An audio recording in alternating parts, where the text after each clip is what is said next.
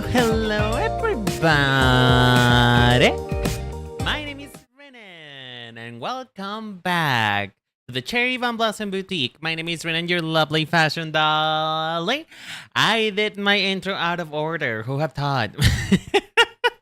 I finally thought I had it in the bag. I thought that I could never mess it up again, but yet here I am.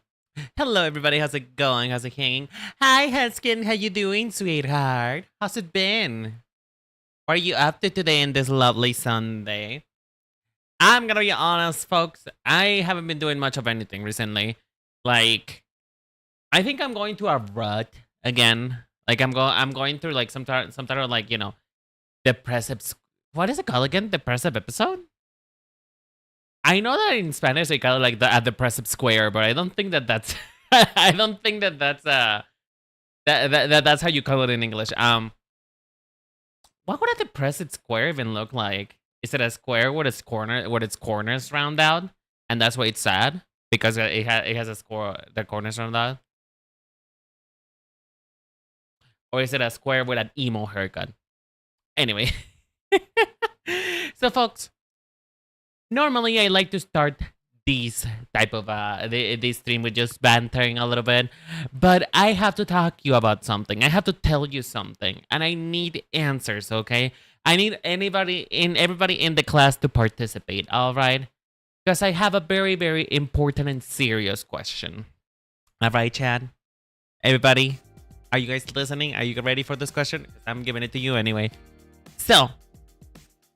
Does anybody actually like Adam Sandler? Like, I'm serious. Does anybody actually like him? And I'm not talking about him as a person. I'm talking about him as a character. I'm talking about the movies that he does. I'm talking about the media that he appears on. Does anybody actually like him? Because, I don't know. I was watching an Adam Sandler movie with my mom earlier in the morning. And I realized that I don't know what people see in him. Like, genuinely, I don't know what this era of humanity was where we were pining for the most mid people of all time. Some of his movies are pretty good. Okay, but here's the thing though. Is the movie good because it is him, or is the movie good because he has an actually good, compelling narrative? Because here's the thing though. Adam Sandler does nothing but playing the same character. Like, I think it's the same character in different settings. It's always a character that is super abrasive, rarely attractive. He is the most absolute, unhinged, smelly dick, small dick, like aura, like -7 aura that you can possibly find. And he always gets the hot chick. He always gets it.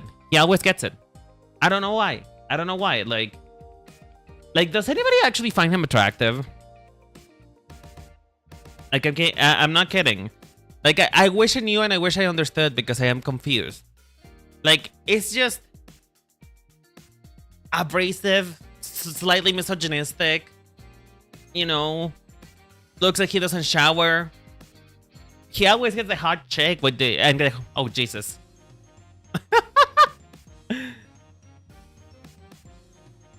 Hi Pepper, how you doing, sweetheart? Welcome everybody. My name is Renan, your lovely fashion dolly.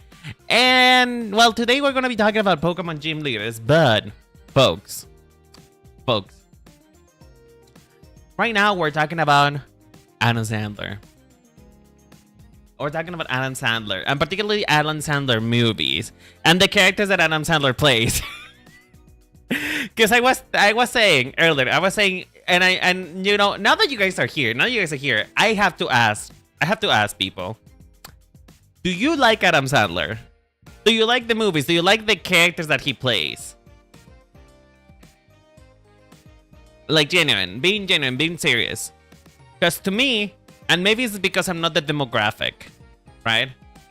But it's always, as I was saying before, it's always the most mid-man, ever so slightly misogynistic, looks like he doesn't shower, he has small dick energy, and is supposedly funny. Supposedly. Allegedly funny. But here's the thing, though. His jokes are only funny to the most white straight man that you could ever find. Like, he appeals to the normies, I'm pretty sure. But I just don't understand it. Like, I don't remember... Uncut Gems and Click are some of the highlight movies of his. Okay, I think Click is carried more by the premise than his presence. I think Click is carried more of his of the story, because Click is actually a very compelling story. Like it's a story about appreciating what you have, because you never know when you're gonna lose it. But still, it's Click has some good jokes too. Maybe I'm misremembering. Like I don't know. I have a problem. You know, I have a problem with the stereotype of like the most. It's not even the stereotype of a mid-man getting a hot chick, because you know that trope is used in anime all the time, and it's sometimes cute. Like it sometimes goes well. But you cannot tell me that a guy that behaves, not only behaves, that I cannot say it looks like that, because well, he's not attractive to me, but wait, maybe he's attracted to somebody else, right? But you cannot tell me that a man like him is a chick magnet.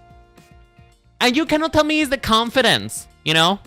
I don't think it's the confidence. He and his characters has as much confidence as a teacher has in his students ever making it to in life. Like, that is the confidence that he has, which is pretty much none. I don't think any teacher is actually hopeful in this day and age that their kids will accomplish something big. He's gonna tell it. Wait, who does he? Does he play the invisible guy in Hotel Transylvania? Does he play the invisible guy? It would be so funny if he plays the invisible guy, because even in animation, he will be like the most absolutely horrid character ever. Is he not the vampire? That is he? He's the vampire. What? Are you telling me that man is actually funny? Damn. I guess it's just the characters that they give him then. I guess it's just the characters, because, you know, Alexander plays Dracula. No! Dracula doesn't know. Dracula doesn't look like him. Does he? Hold on, I need to investigate. I need to do some investigative journalism right about now. Give me 1 second. Dracula Hotel Transylvania. No, he doesn't. No, he doesn't. Nah.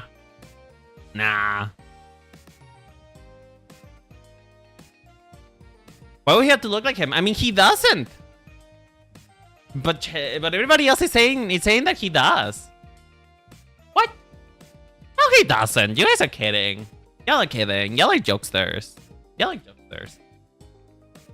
He's an actor, you know. I mean, he is an actor, and you know, knowing now that he played the Dracula from Hotel Transylvania, then I can see his flexibility. But I don't know. I googled it, Exa. I googled it, and he looks nothing like Adam Sandler. Is it receding hairline? Are you talking about the receding hairline?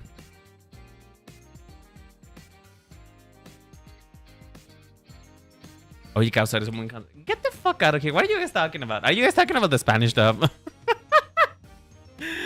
I never seen the Spanish dub of Hotel Transylvania. Most of the characters are interchangeable. I agree. I don't think that his characters are good. Like, I think he has a few standout roles, and like I said, I think Click is probably his best movie, but otherwise he's just mid. He can be funny if he tries to he's given a good script. I think that might be the issue, to be honest. I think that might be the issue, that mostly his characters are just garbage. The characters that he's given actually are garbage. But when he's giving good, compelling stories and good, compelling characters, and you know, I guess he does a good job. Still though, I don't know what the normies see in him. I don't know what they see in him, because he's not hot. Like, there was this period, this era, I'm talking like 2000, what, 2015 forward, in which everybody thought that he was like the hottest man ever. And it was almost a phenomenon. Can I speak? Hello? Can I have a tongue? Thank you. A phenomenon that happened in which even media characters were not that hot. They were just kind of quirky and weird and had weird proportions. And people were falling hell of a hurt stuff from them. I'm talking your Linguini. You know, Linguini is one of those characters that is not necessarily hot, and he's not really charismatic either. But everybody has the hots for him. You know, from Ratatouille. I don't know. Am I shallow? Am I shallow? Is this just because I don't personally find them attractive nor that funny? Maybe this says more about me than what it says about them. Yeah, that happened, Pablo. People had the hots for Adam Sandler at some point in time. But anyway, that's neither here nor there. Maybe you watch a movie stuff. Maybe. The hottest thing about him is that he does his best, and I can appreciate that. You get me, Lantern. You get me. You so get me. Speaking of hot people, though. Let's talk about something. And let's talk about... Yes, let's talk about something. Oh my god, yes. I am the greatest at segues. Don't you love that about me? Anyway, let me retry. Speaking of hot characters, let's get to the crux of today's program and talk about the ground type team leaders. Now, I'm gonna give a wee bit of a disclaimer, folks. This episode in particular is going to be relatively short. I'm going to try and make it as long as I can. Okay, like as long as I can, like as rational as it is. More like I'm not going to try and make it too let's say to drag it out too long, because you know that would kind of be not that fun. But one thing that there is to say about the ground type is that there's actually not that many of them. They're a species going through extinction.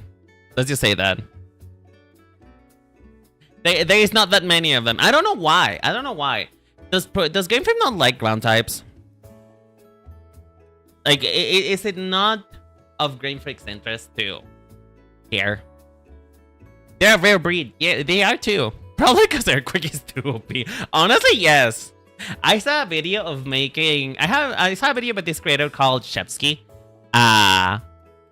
Which he crafts... He like theory crafts like the best type gym leaders. Like the best water type gym leader. Or in this case, the best ground type gym leader. And every single Pokemon from the ground type video had Earthquake. Probably because they introduced flying types too early. I mean, Iron Flying types base of the game, like a base game feature. I thought they were a base game feature. I don't think they are. They're not a side thing. I'm pretty sure. They're not a side thing. Like, I'm pretty sure that they were introduced with the base game because, you know, Giovanni is part of the base game too. Like, he's the first ground gym leader. But yeah, I need to tell you how dire the situation about this is, though. Let me pull up the our little infographic right here. I need to tell you the thing about this, though, is that there is a species threatening extinction because there is only 2 gym leaders. You know, 1, 2. There is only 2 of them. Officially, there's only 2 gym leaders. There is Hapu, which is in technicality a gym leader. In technicality. Then there is what who is this? Okay. Then there is the 2 Elite Fours, which is Bertha and Rika, which, speaking of hot, you know, speaking of hot, speaking of things that make me question my sexuality, not really, because she looks like she's tomboyish, she's masculine, so therefore my gay identity is still valid. So, you know, there's not that many of them, and I find it incredibly ironic. Mi vieja. Oh, come on. Oh, come on. I find it incredibly ironic that it's only 5 of them, and 3 of the 5 are wearing business wear. But they are wearing like some type of formal suit. You know? I find it so iconic. Like, there's nobody, and I also, doing my research during this whole situation, which I just realized I need to change this. Ground type fashion. Doing my research during all of this, you know, trying to make sure that I don't miss details so that I critique them properly. Nobody talks about them. Nobody cares. Like, everybody cares about Rika, and obviously, because of nostalgia, everybody cares about Giovanni, but nobody cares about the Gray type trainers. And it shows too, because Bertha has absolutely no lord. Nobody knows her. Nobody knows who she is. Nobody knows what she's up to right now. They're grand types because they're going to be able to stand on business. I mean, makes sense, I suppose. I can see that. You know what? Maybe that's a true line. Maybe that's a true line that we're going for. Anyway. If you've never been here for this type of streams, if you're new here, if you're, you know, looking at the mental issues that I have and, you know, thinking about joining me, I do fashion reviews from a character design standpoint. Like, because fashion reveals a lot about the people wearing the clothes. It is a self-expression. It is a way in which you can communicate who you are on the inside, right? So, I try to look at both the fashion but also the character wearing them. And, you know, we have our little sheet, you know, our little sheet or the little categories. What's it called again? Shit. Bullet points, you know, like to make the ranking a little bit more fair, to make the ranking a little bit more neutral, I suppose, because otherwise I'm just talking opinions. But, you know, we gotta have some points of reference so that we're able to do a good critique without talking out of our asses, you know. So in this case, we have concept of motif, which is, you know, how well is their concept, because, you know, most gym leaders do have like a thing going on for them. We have type representation, how much you can tell that they are that type, if it's confusing or not, and color palette, which, as you know, I haven't remade the actual the actual template. I haven't remade it. I just took a screenshot from the previous stream because I was feeling lazy. Okay, I have depression. Leave me alone. And color palette, you know, is the color palette good? Is the color palette attractive? Does it feel good? This is the stuff that we love. Don't worry. Thank you. Thank you. I appreciate it so much. It makes me feel really good about myself. So, let's chat, folks. Let's chat. Let's have a little chat, shall we? We are starting this journey with our first ever ground type gym leader. You guys know him. You guys love him. You love to hate him. Mr. Giovanni himself. Which I find it so funny that his name is Giovanni. Because, you know, Geo, ground.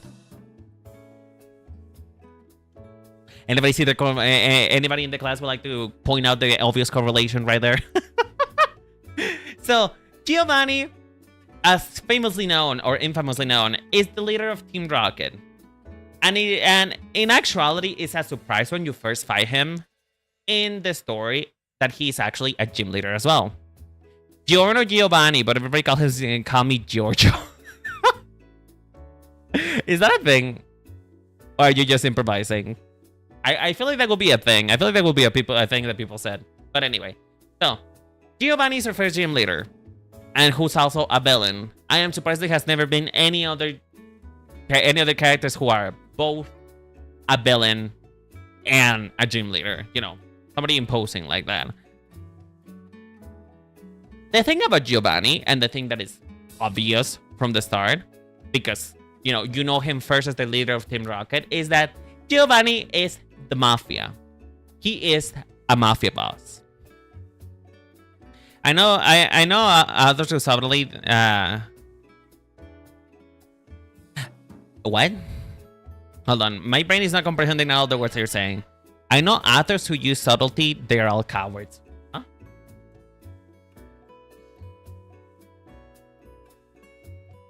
I don't know how to interpret this question. Yakuza Mafia or Italian Mafia? Judging by the fact that his name is Giovanni, I would assume that it's Italian Mafia. I would assume so. But, it could be taken either or.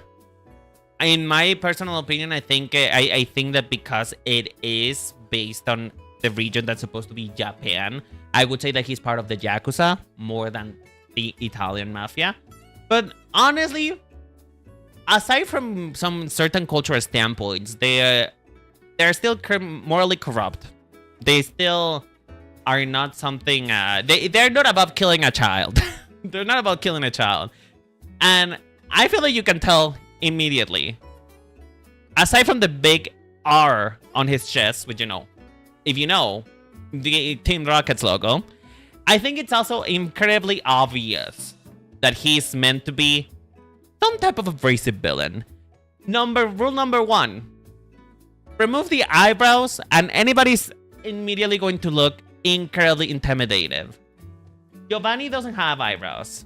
If you want to zoom in, I'm pretty sure that this is supposed to be his temples. Are from rock type. I'm gonna talk about that in a moment with Clay, because I think there's something interesting to bring up. But Giovanni doesn't have eyebrows, which makes him incredibly more menacing. He's incredibly more menacing just by the fact that he doesn't have eyebrows. His eyes are also sharp, of course, and well, the fact that he has a widow's peak and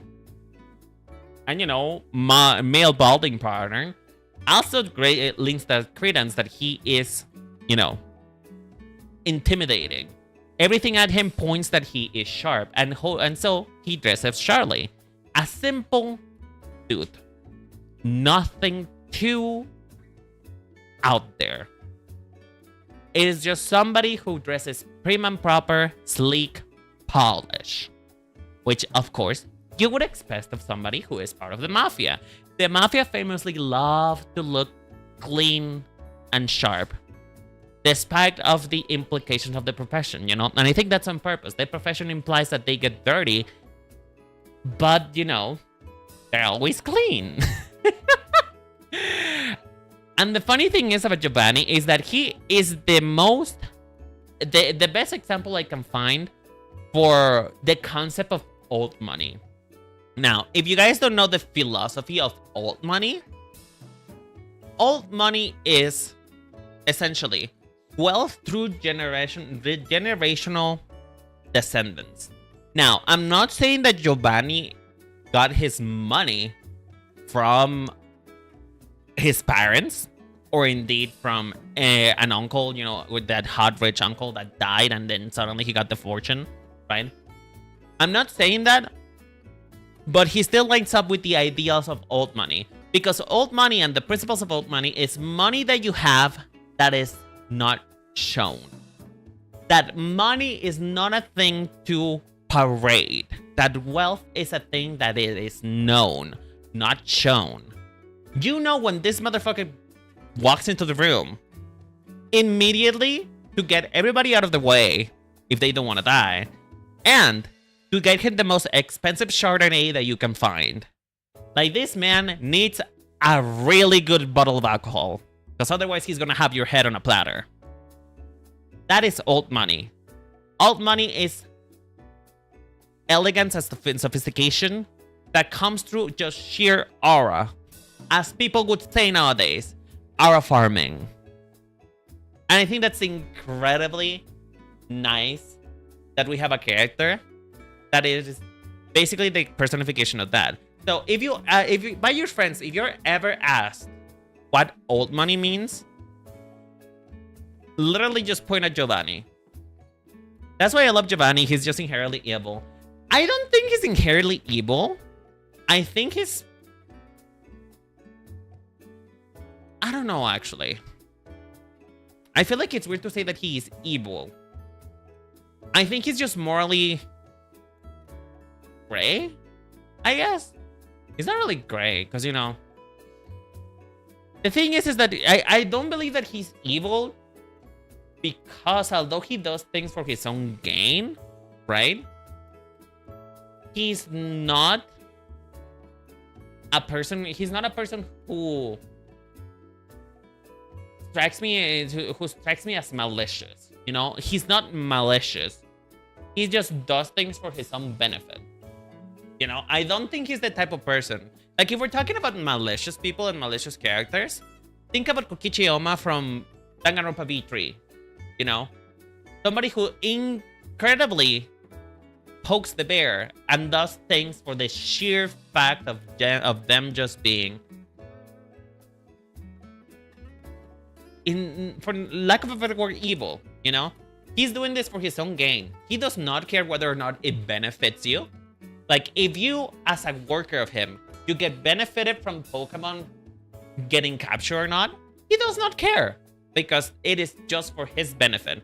The benefit of other people does not concern him. So I wouldn't call him evil. I would call him an asshole. Just like Pepper says, he's an asshole.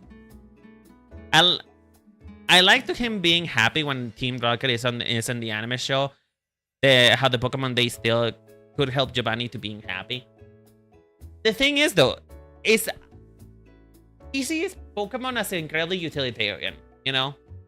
I think he sees Pokemon as most people will see them. But here's the thing, though. Pokemon is presented through the eyes of a child, right? So we always get this idealistic portrayal that Pokemons are, you know, your friends. They're here to help you. They're here to be long-term companions, just like dogs would, just like animals would, right? Which does make sense.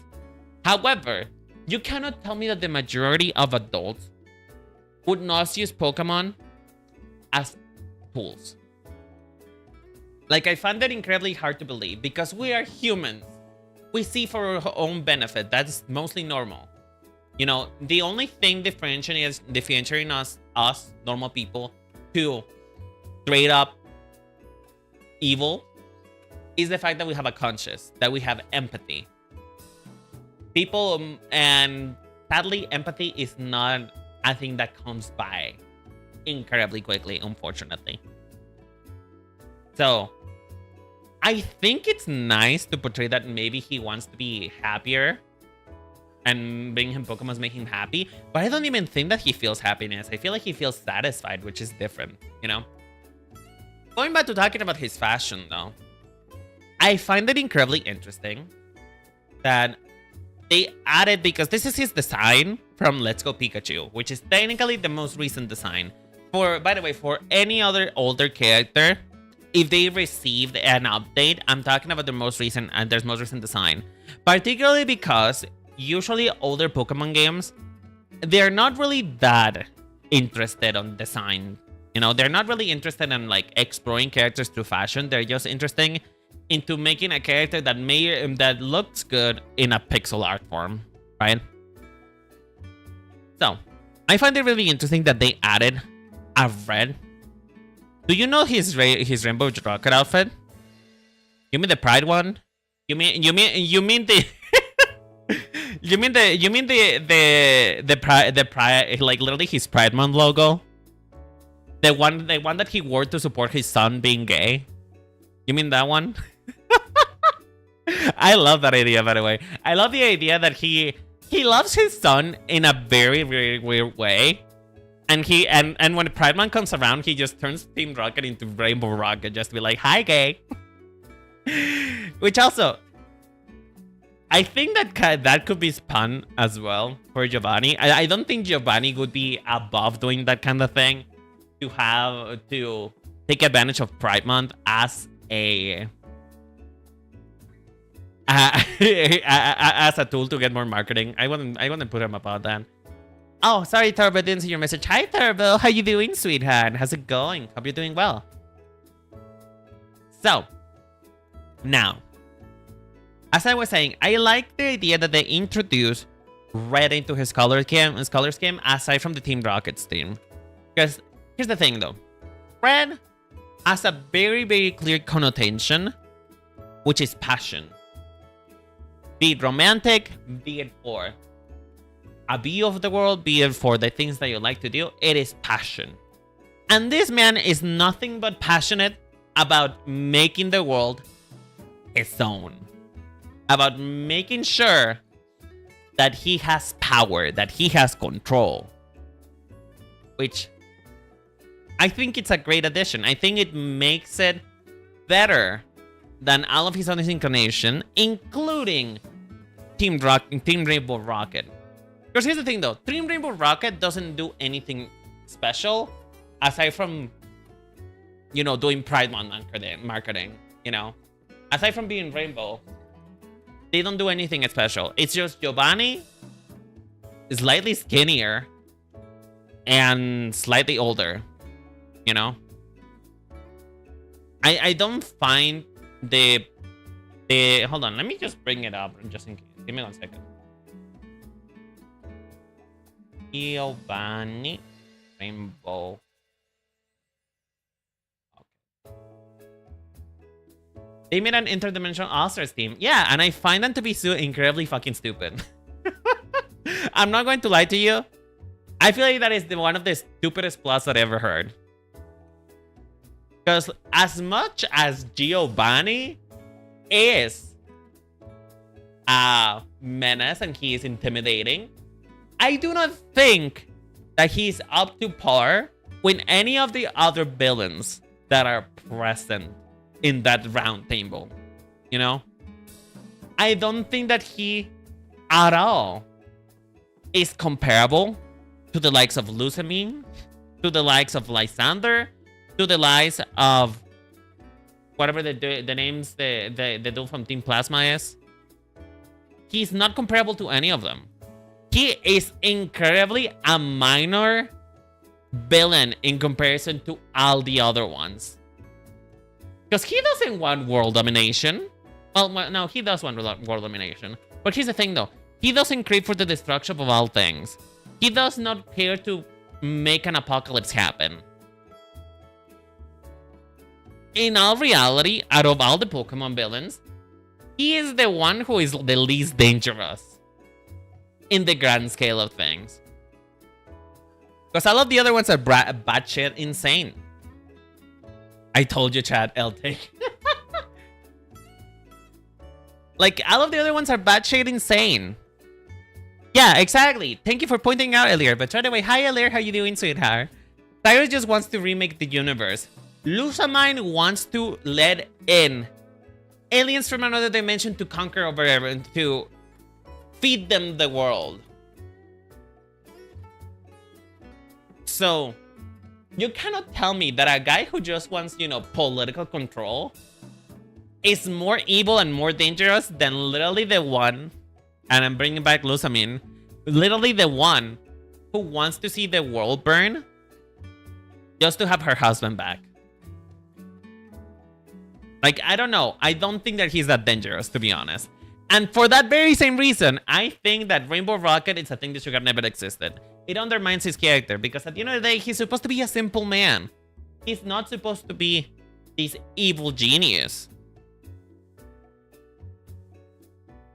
One wants to draw on all, the other one's his ocean life. I know, right? Like, one of them literally wants to reform the world, and the other one wants to make Atlantis a thing in every place.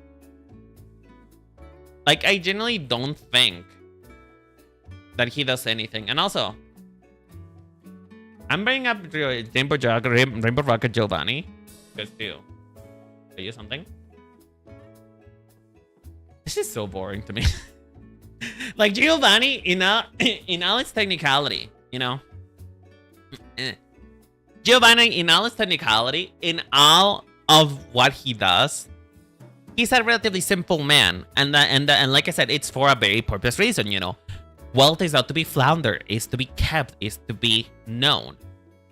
So it is fair that he has relatively simple outfits. But I find this to be incredibly more boring than his Let's Go Pikachu incarnation. They don't think about their plans. There is and there's they want to clear the ugly people. Yeah, exactly. Like out of all of them, he's the last and he's the least unhinged one, right?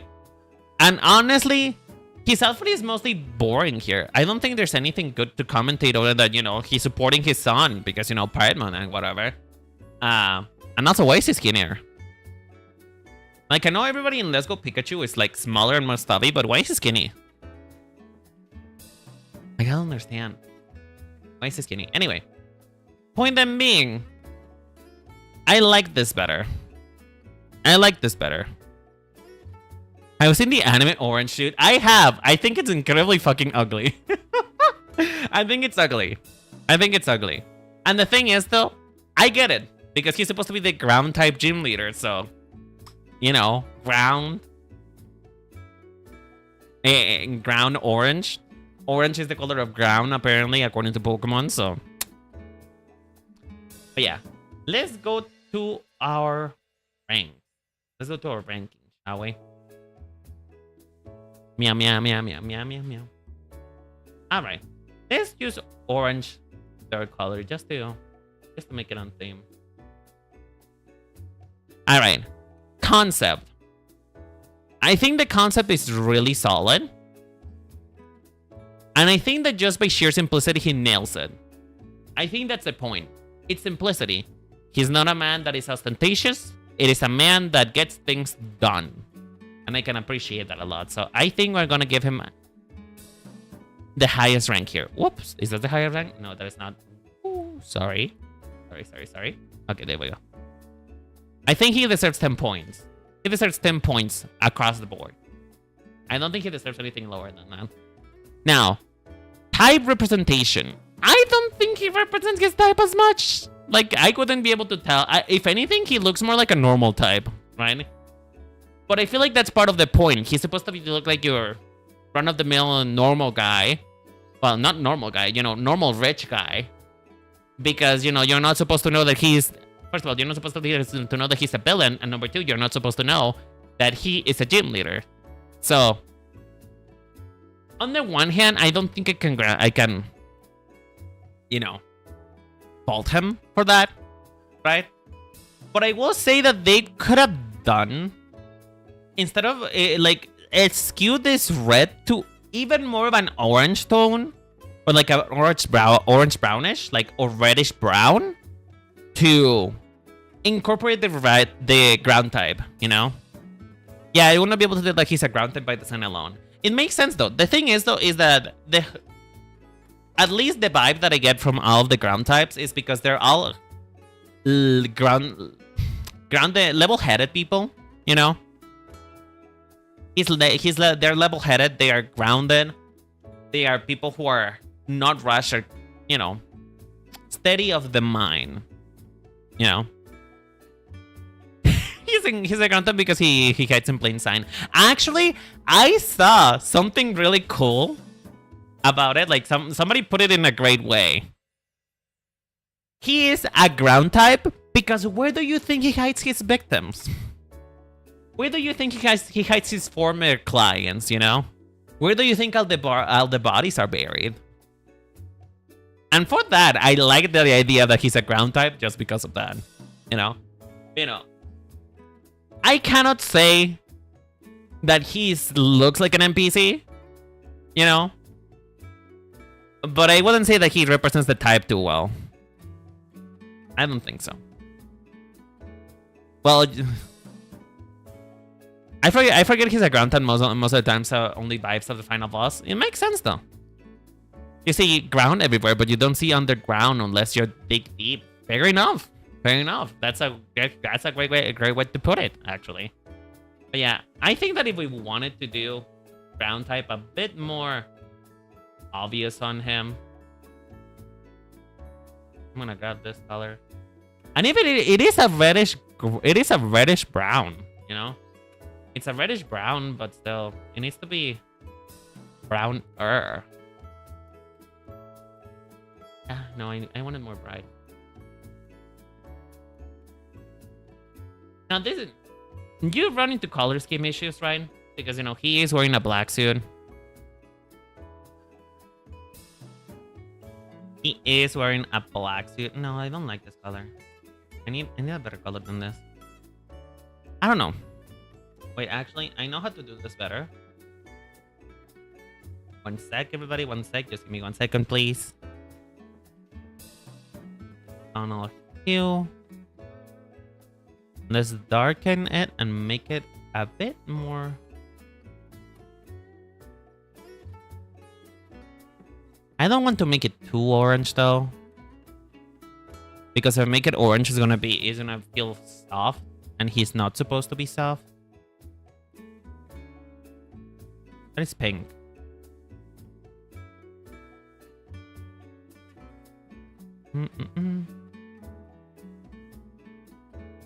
Honestly, this works. This works. I think if you did something like this, you could more or less tell that he's a ground type.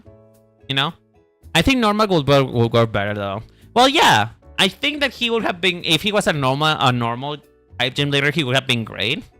But you know, it is what it is. He's a ground type. Therefore, we gotta judge him based on that. So, yeah, I think that if we wanted to introduce ground type, maybe doing something like this would be better. You know, just saying though. And then color palette. Color palette is great, actually. I like his color palette a lot, you know. It is the classiest representation of elegance, which is black, red, and gold. You know, if you want to make something elegant and you want to be completely on the money on things, red, black, and gold. Red, black, and gold are signifiers of elegance, of elevation. So, you can do that as well. But yeah, let's do our countdown, shall we? So that is 28. Anybody, let's both out our calculators, Chad. Calculators, please. 28 divided by... Oh, that's not a divide. What is the divide sign? Oh. Divided by 3. So he's a 9.3. Let's round it up to a 9. He is a 9. 9 out of 10 people. 9 out of 10. Oh. He's a 9 out of 10. Alright, let's move on. But actually, Chad, what would you give him? Now that I think about it, it's a great question. What would you guys give Giovanni? Let me bring him back into the screen. What would you guys give Giovanni? That is not Giovanni. It's Giovanni. Giovanni. Here. What would you give him? What would be your personal rating for Giovanni, Chad? I'm interested to know. Do you guys disagree with me, though? Do you guys agree with me? What is it? Not 8 on representation. What would you give him, then? I think it's an interesting way to represent the type. Does he do it well? I don't know, but it's an interesting way. What would you give him, then, if not an 8? A 3? Wow, okay. Okay. Alright. Fair enough. Anybody else? Does anybody else agree with people that he should be a 3?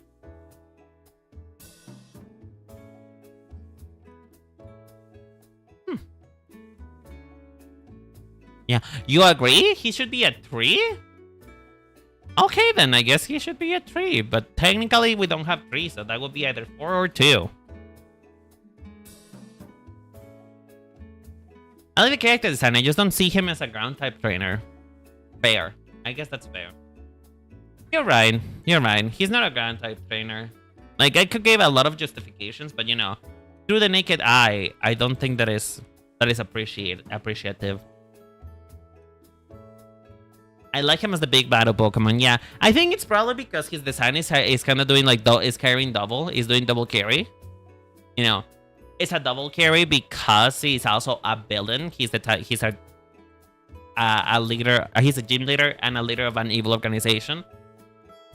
So you know, it's one or the other, and I don't think they balance it well. So yeah, you're right. Now the question is, chat, everybody, my lovely Fafalier, do we give him a 2 or a 4? I am inclined to give him a 4. You know, I'm inclined to give him a 4.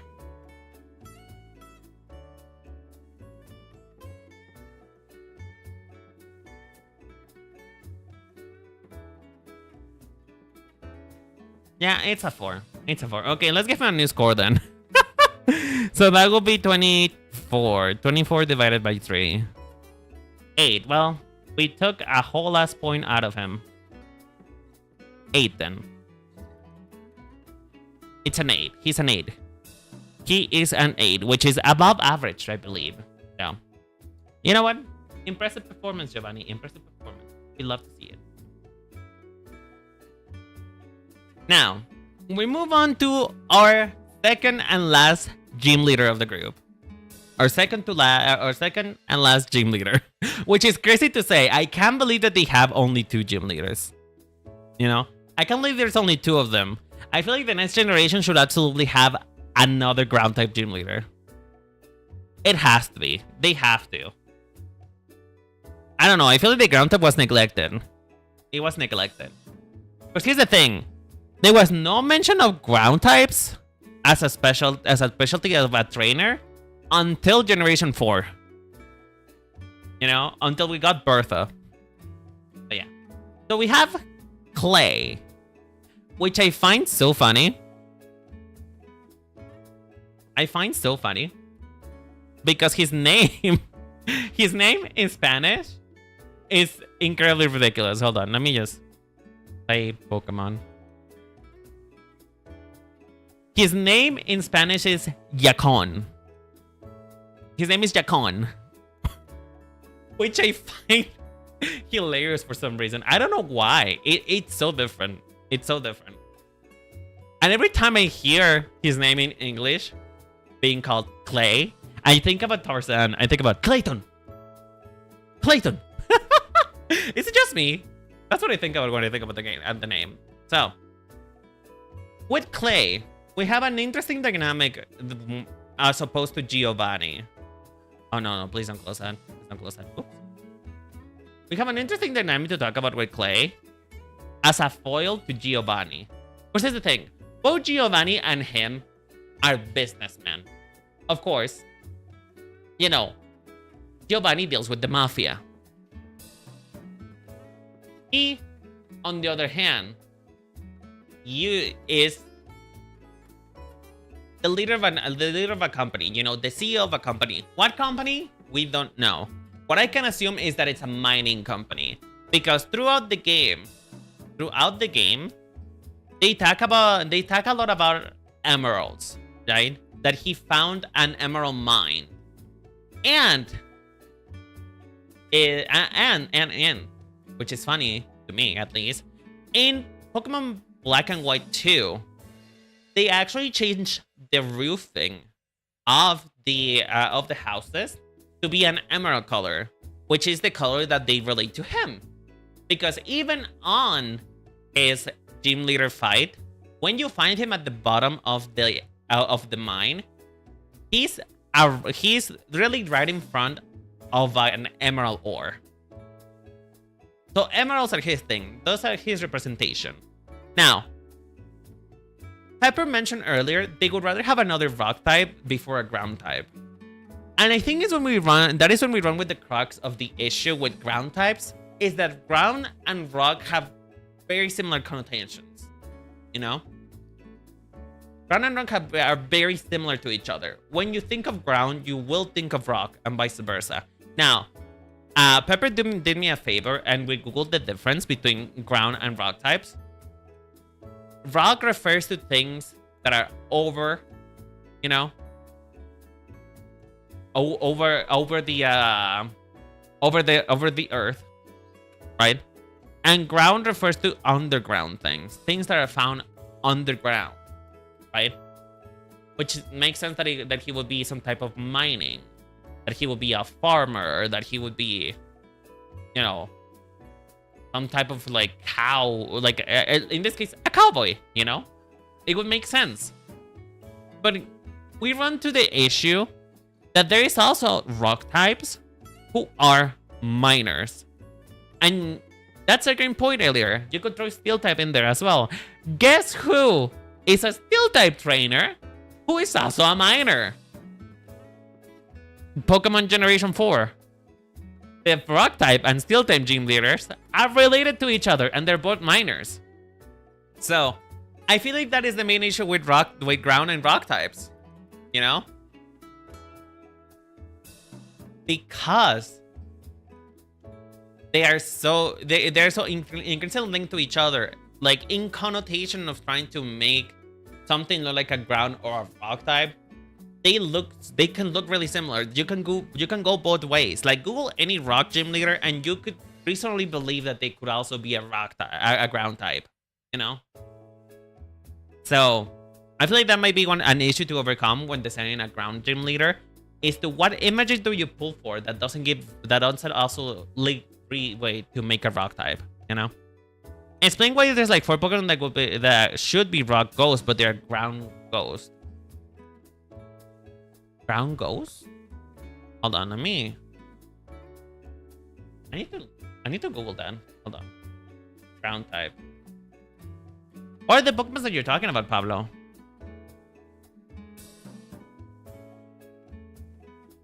You mean Yamask? Are you talking about Yamask?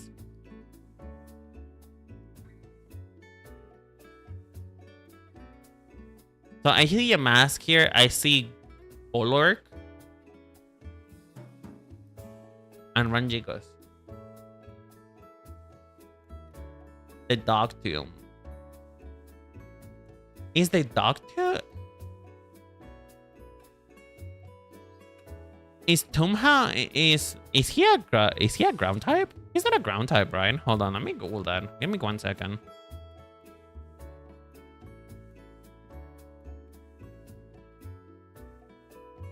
Where is he? Where's the dog? I don't see the dog here. Where is he? What's the name of the dog again? What is the name of the dog tomb? Toomhound? Houndtomb? I think it's Houndtomb. Houndtomb. Houndstone. His name is Houndstone. Okay. No, he's a pure ghost. That is a pure ghost. Okay. If you want me to explain that, I can say it. I can explain it in layman terms, right? Yamask, which is one of the ghost grounds that you're talking about.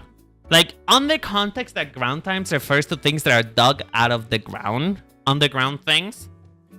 Yamask makes sense as a ground type because, you know, you literally have to dig up mummies. You know, you have to give up mummies to be able to make them ground to be able to access to them. You have to dig them out of the ground, right? That is one. Golurk, I think you could make more of an argument that he should be a rock type because he looks like he's made out of rock, right? So you got me there. With Houndstone,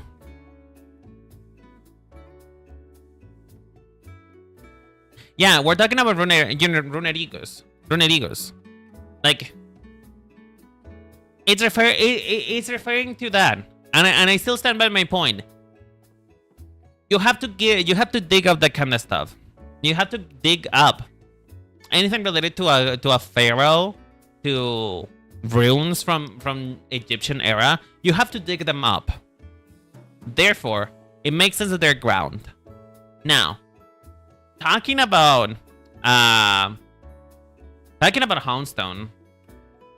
I think it's in the name that it should be a rock type. But I could also see the same.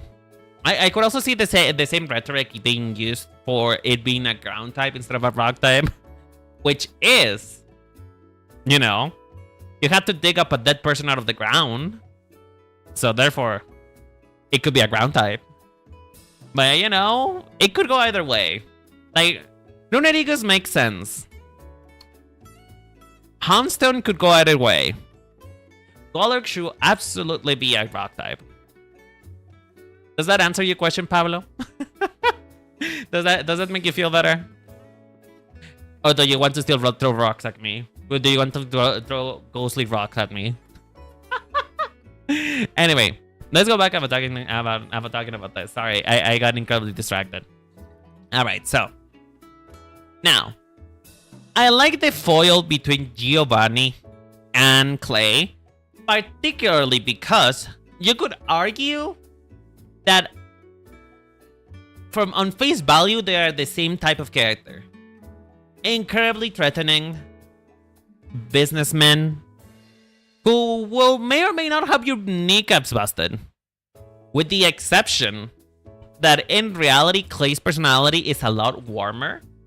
He is a nice man. He's a good father who sent her daughter away to boarding school. he sent her daughter away to boarding school. You know, he sent Lacey to Blueberry Academy, which is incredibly far from Unova, which I find it really interesting. You know, distant parents much. Anyway, so do you remember the concept of old money that I was talking about with Giovanni? He is the total opposite. He is new money. In this case, new money is money that you can see from the get-go because they are quite literally displaying it to you.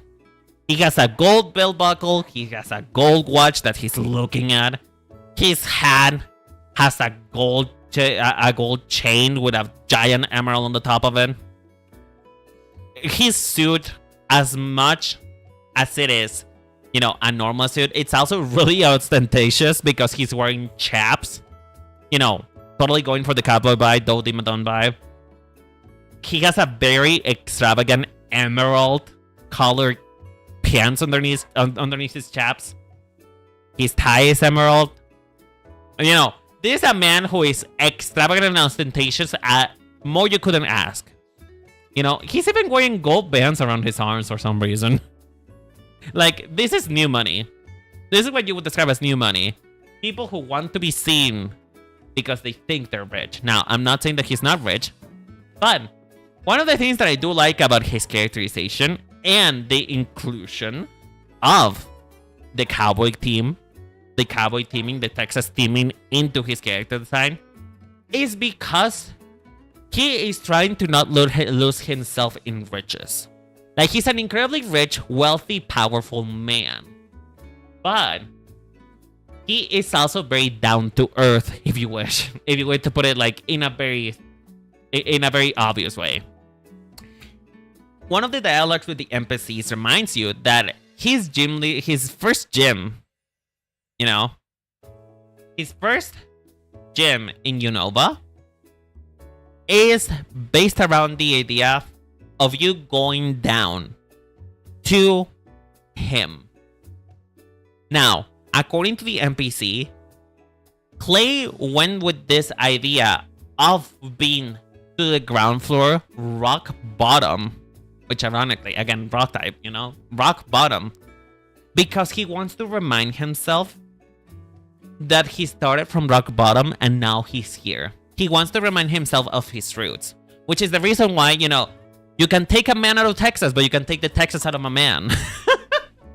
He's a cowboy. He's America cowboy land. Yeah, exactly. He's a cowboy and he represents his background very well because he wants to remember. And I think that's a nice point of character design for him. And also, cowboys are related to horses. Horses are related to ground.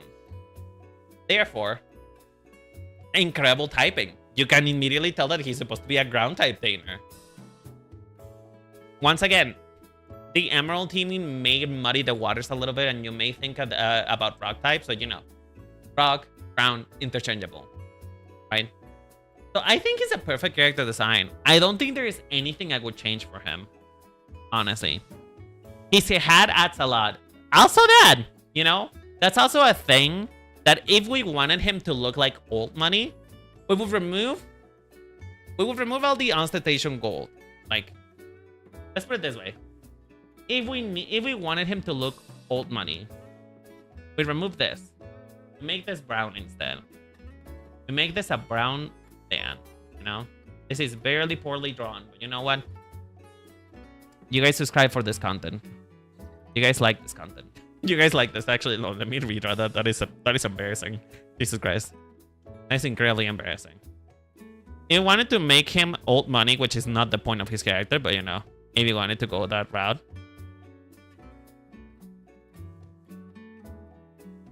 You remove the gold here. You remove this ridiculous gold arm bars, which I don't know why he has them, but apparently he had, you know. How can you feel secure on your money if you don't have them on your arms, right? Yeah, I think we can leave the belt buckle. I think we can leave the belt buckle, right? Because, you know, the thing about cowboy hats is that as a fashion item, they are incredibly expensive. A good cowboy hat should last you for years and years to come, and therefore they're really fucking expensive. And also because they're made of leather. Because they're made of leather, it's expensive. It's expensive. Cowboy hats by themselves are an expensive piece of clothing. So if you wanted him to give old money, that's what you would do. You would make him have a pristine hat. A hat that is not ostentatious, but by the sheer simplicity of owning it, you know that he is rich. But, you know, once again, that's not the point. The point is that he is indeed new to being rich. That he is a CEO that made himself out of the ground. So it is very important part of character design and characterization that he's choosing to wear a lot of gold and wear an emerald on his head, because that's part of the point, right? And also, we love a man who can take care of white things. Because here's the thing. I don't know if you guys have ever owned anything white, but you guys know that white is a magnet of dirt and getting dirty. You know that the moment that you're putting the really nice white t-shirt, you know that bitch is getting wine on it. You know that everything in Earth is getting spilled upon it. You know that it's attracting every single particle of Earth that you're going to encounter. And also sweat, exactly. And also sweat is gonna be tinted yellow for your sweat. So, we have a man who is able to take care of himself. El chocolate no se quita. ¿Sabes con qué se quita, güey? You know what cleans chocolate? Number one, the thing that you're going to do is that you're going to scrub it with jabón sote. You're going to scrub it with jabón sote. And you're going to put it up to the sun. To sun bleach. The sun is the best bleach that you can have for clothes. In fact, you have to be very careful with colorful clothing to leave it up to dry on the sun, because the sun will absolutely bleach the color out of it, because it burns the color particles. So that's my tip for you. If you have a white shirt that you want to get really, really white, we're talking about nuclear white, put it to the sun. Put it to the sun. Let the sun work its magic and let the sun bleach it. It's gonna work. I guarantee you. That's old Latin American mom wisdom bestowed upon you. So yeah, anyway.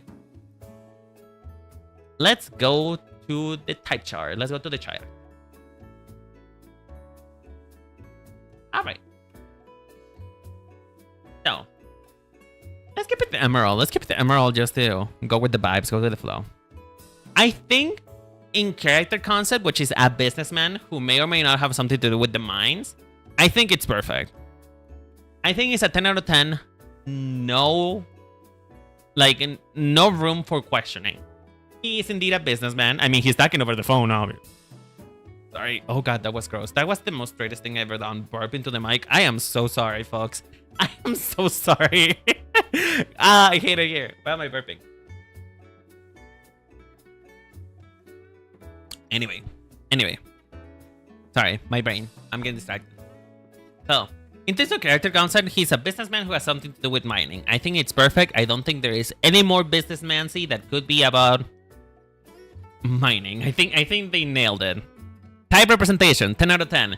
But not only the fact that he's a cowboy, but also him having his signature rock on his forehead is incredibly obvious that he is a ground type. Now, you could make an argument. That he may be mistaken for a rock type. But as we stated before, rock type and ground types have very similar connotations within each other. So, and color palette, I think it works. I think it works. Actually, I'm gonna put it on. I don't think he's a. You know what? Fuck it. It's a perfect 10 out of 10 as well. Cowboys get down and dirty. That speaks on ground type. Hell yeah, it does. Hell yeah, it does.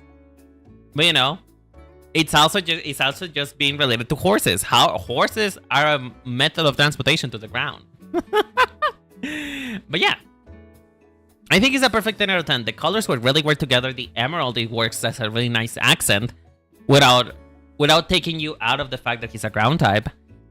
You know, the type you can tell his type pretty well, and his concept is great. Horses. Stop with the brain rot. Stop with the brain rot. I've been so Usamusume pilled recently. I've been so pilled. I've been trying my darnest to have Rai Shower win for once. I want her to make it to the finals or a finale. And I am so sad. Because it's incredibly hard to get her there. I'm doing everything in my power. You know? I'm doing everything in my power.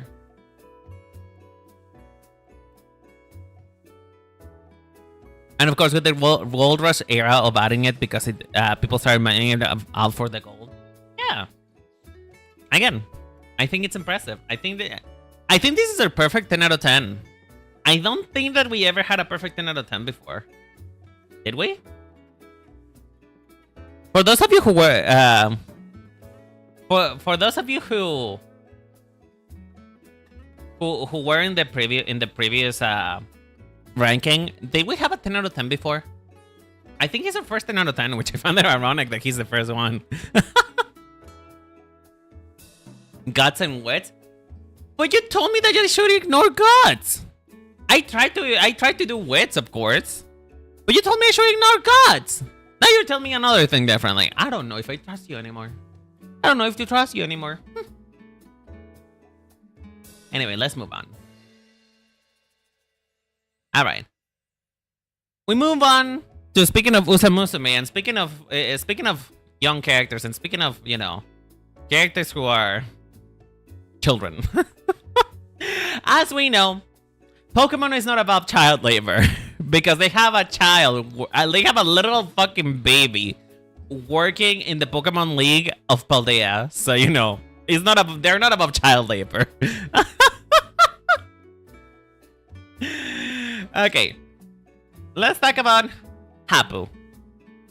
Now, the thing about Hapu is that this is the first time that we depart from a character being businessy, corporation, you know? We're finally getting to a character who actually gets down dirty into the ground and who is still getting in the ground. Because Hapu is a farmer. She is a farmer. There is no doubt in your mind that she is not a farmer because she is a farmer. And fun fact, she trains horses. Usamusume, why are you everywhere? Everything comes back to Usamusume, folks. Everything comes back to it. And you can't tell. Because this is literally the clothes that a person would wear at a stable because they're trying to protect themselves from the environment. You know, they're rain boots, which are really good at navigating through mud. Who's this tiny lost child? It's tiny lost child because she's not at all sassy. She's not sassy at all. And I really like the incorporation, because you see, the issue that you run into with the ground types is that because it is browns, it is earth tones, you might find and be tempted to only include a brown color scheme. Which, again, that helps put into perspective the ground typing. But it can also look kind of boring sometimes. It can look a little bit uninteresting because you know what? Earth tones, there's a reason why earth tones are popular. They are safe. They are the most common denominator. You know? She put them to train with 99% failure. Maybe. I actually don't know. I actually don't know how strict she is. But I like the incorporation of the purple as a hint to the fact that she's still a child. Because, you know, very rarely you're going to find that a child says that their favorite color is beige. That their favorite color is dirt color, you know? It is you're gonna be hard pressed to find a child who tells you their favorite color is brown. You know? So I like this idea of incorporating the purple as a part of their of her innocence, of her childhood innocence, because you know, purple, it must be her favorite color, you know? I was like that. Wait, your favorite color was brown? God. No wonder why you were bullied. I'm sorry. That's horrible. That's so erotic. I am so sorry. I'm so sorry. But yeah.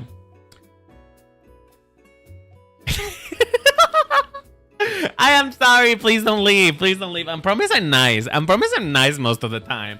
I promise I'm not actually a bitch. I know that sometimes I'm a cunt, but you know.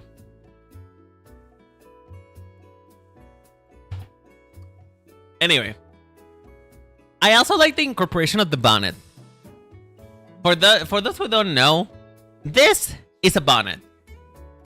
Very common around the Victorian era, about the Rococo era for peasants. You know? This is very common. And it's also doing double duty as a sun hat. Because, you know, bonnets originally were for the sun.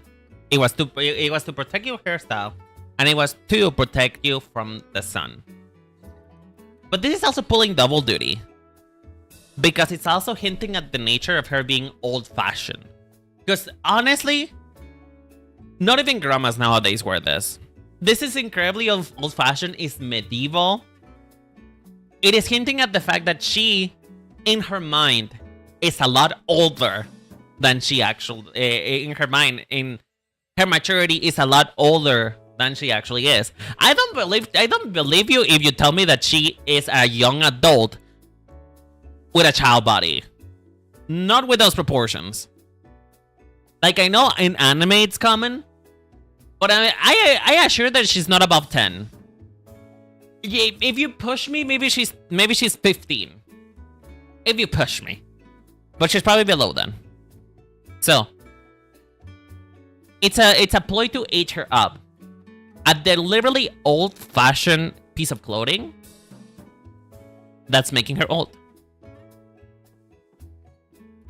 I also like the purple is still shows us that still a kid despite being mature. Yeah, is what I was saying earlier. It's showing her childlike innocence. You know, purple is probably her favorite color, and she wears it on things that she likes. Like I said, it's you're gonna be hard pressed to find a child that likes brown more than literally any other color, and purple is a very popular answer. So you know, it shows her childhood innocence. You are so right, Elir. You're so right. Now, if you notice this little thing right here, I love this by the way. What does this remind you of? Like this part right here. What does this remind you of? Like this little pattern in her bonnet. Class, this is extra points. This is extra points for all of you. What does this remind you of? I'll be waiting for the responses while I drink some water.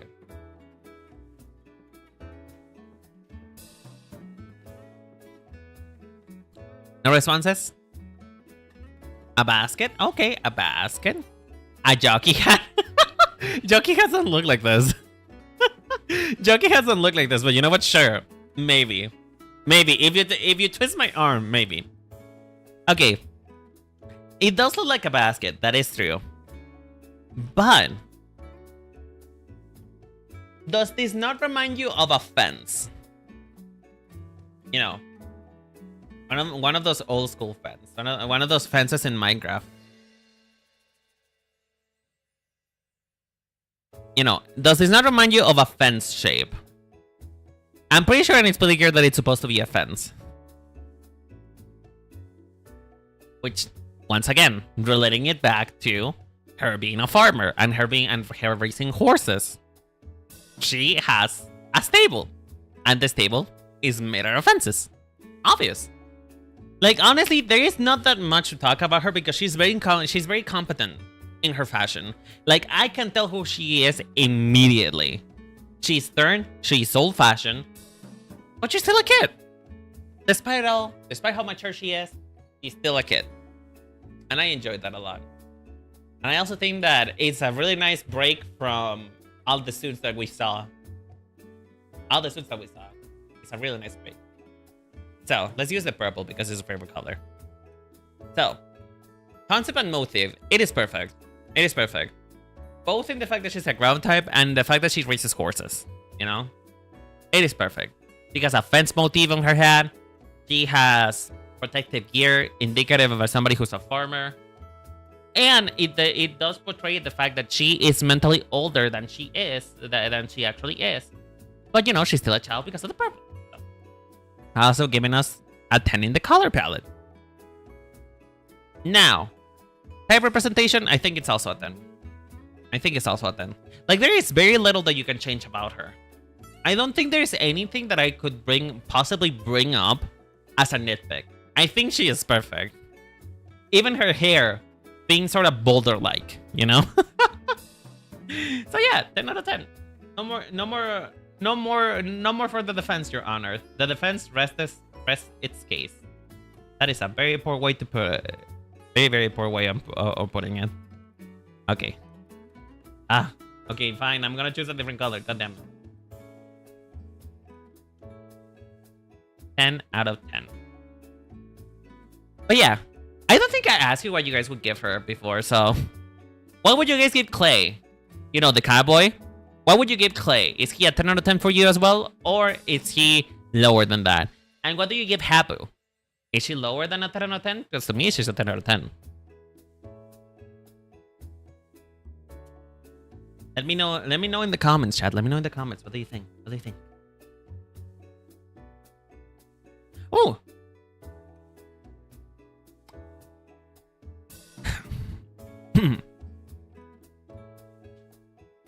You know, we were doing so well. We were doing so fucking well. We were doing amazing. I'm gonna tell you a fun fact that I think most of you Pokemon fans already know.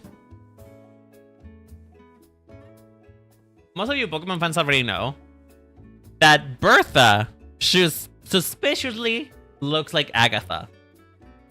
Suspiciously. Very suspiciously, they have the same hair shade. You know, there are rumors that maybe they're the same woman. There's rumors that they're related. They're distant cousins. And the fact that one of the mystery sisters, or whatever the fuck they're called in like Legends Arceus, looks like both of them and has both of their aces. So that's one little tidbit for you. Agatha has the same face as Professor Oak. Yes, she does. Which I find it funny. We'll get to that when we talk about the ghost type, because I think Agatha is the perfect representation of a ghost type trainer. I think Agatha is perfect, and I like her older version more. But I will say that I do like her Let's Go Pikachu version more. They make more of an effort to code her as a ghost type trainer. 10 out of 10, he really represents the ground gym leader in a cool way, and I go with the girl at 8 out of 10. 8 out of 10? Really? Why? I'm curious. Why do you think she's an 8 out of 10? Is it because she's a child? Is it because she's too short to ride a roller coaster? Because this is something that I've been finding a lot recently in the internet. There is this phenomenon of, if it's child, it is a by design, you know? If it's a child, you cannot appreciate it as a character design. Which I feel like it's just a toxic mentality. The same thing with feet, you know? Feet nowadays are seen as something that is inherently sexual, despite the fact that it really is not, you know? Feet are not inherently sexual. The internet is just brain rotted. And I feel like it's high time that we can appreciate the character design of children characters without being called a fucking pedo. You know, I feel like we need to move on from that. We need to grow up as people and realize that not because a character is a child, it means that they're immediately a bad character. You know? I think there could be less gray, but that's just preference. Less gray. Oh yeah, her bonnet did have gray. fair enough. Fair enough. You could have made it another shade of purple. Yeah, I can see that. I can see that. Me personally, I prefer to use literally any other color about black. Like, here's the thing, folks. I hate using black as a color in character design. Because, you know, not that there is anything wrong with it, but I feel like black is a little bit of a cop-out sometimes. I feel like black just makes anything look good. So if you want a real challenge, folks, try to create a character design without using black and use another color instead of black. Like a darker color that is not black, you know? And I'm not talking about almost like jet blue or like in blue that looks basically black or green that looks basically black. I'm talking about use a color like, for example, the color of my hands. Like, none of my hands. What am I saying? The color of my gloves. The color of my gloves. Like, the color of my gloves are a deep burgundy, but they could easily be swapped with black and it would be just as cool. But because they're dark burgundy or like a dark gray color, you can find it more interesting, you know? All right, let's talk about Bertha. Good friend Bertha. I have to say that for a ground type Elite Four, Bertha is a great name. Like, the number of movies and references to media that I can find of people calling just like a truck the Great Bertha, or calling a cow Bertha, or calling a horse Bertha. Like, it's a great name for a ground type gym leader. And a name that is not incredibly related to ground. Because, you know, I think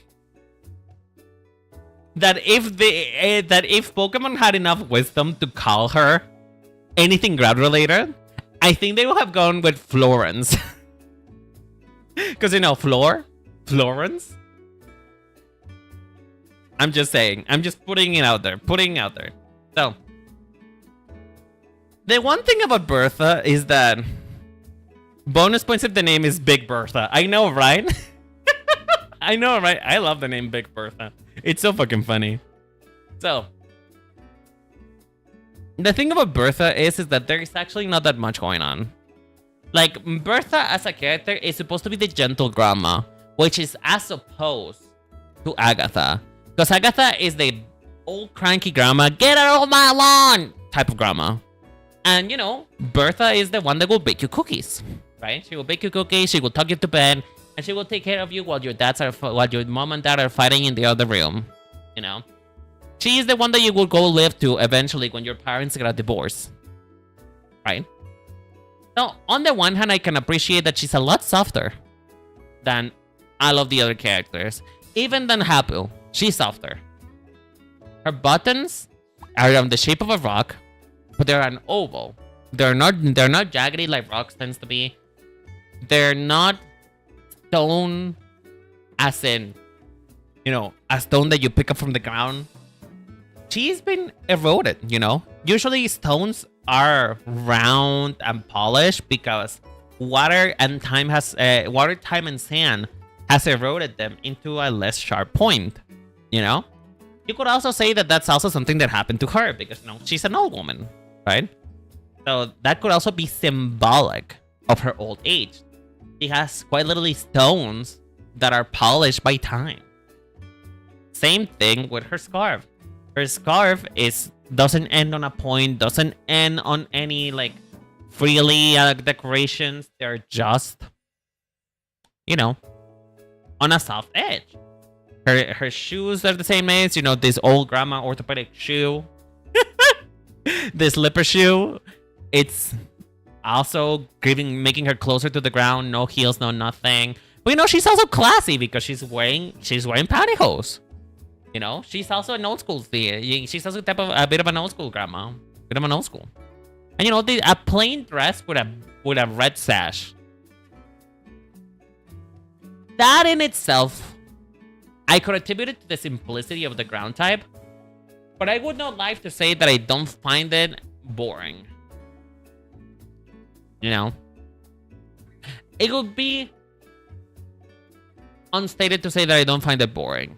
Because I feel like the code is fairly fairly interesting. The scarf is also so very interesting. But the dress is just, you know, a little black dress. Nothing really to write home about. And I feel like that is just the general energy with Bertha.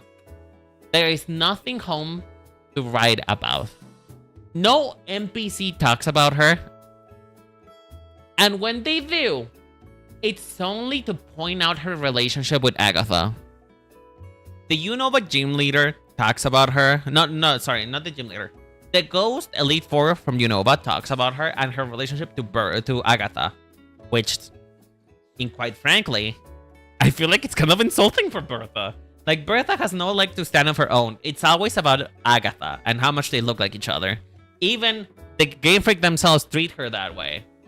Because not only her counterpart in Legends Arceus, Ace, is a Gengar. In personality, she's a lot more like Agatha. You know? They also made another reference with their ancestor in Pokemon Arceus. Yeah, that's what I'm talking about. Like, they just reference her in relationship to Agatha. So honestly, we need justice for Bertha. We need justice for Bertha. My poor Bertha has no representation at all. Now, she is also another example of how fucking lazy Game Freak was when they make the remix from Diamond and Pearl. Because she would have benefited so much from a redesign. Like, sure, keep the fact that she looks like Agatha. That's whatever. But she needed a redesign so fucking badly. She needs one. She needs one. And she also needs to be part of the story. Like, if not, this is just a testament of how lazy they were with the Diamond and Pearl remakes. There is such garbage of a game, honestly. And I love Diamond and Pearl, don't get me wrong. I love Diamond and Pearl, and I like it see it higher fidelity. But just like Gardenia, just like, I mean, I forget his name, the bug type one that looks like a ranger. The bug type Elite Four. Do you guys remember what his name is? Oh, he's so forgettable, I forgot his name. Give me 1 second. Bug type. Bug type. Bug type.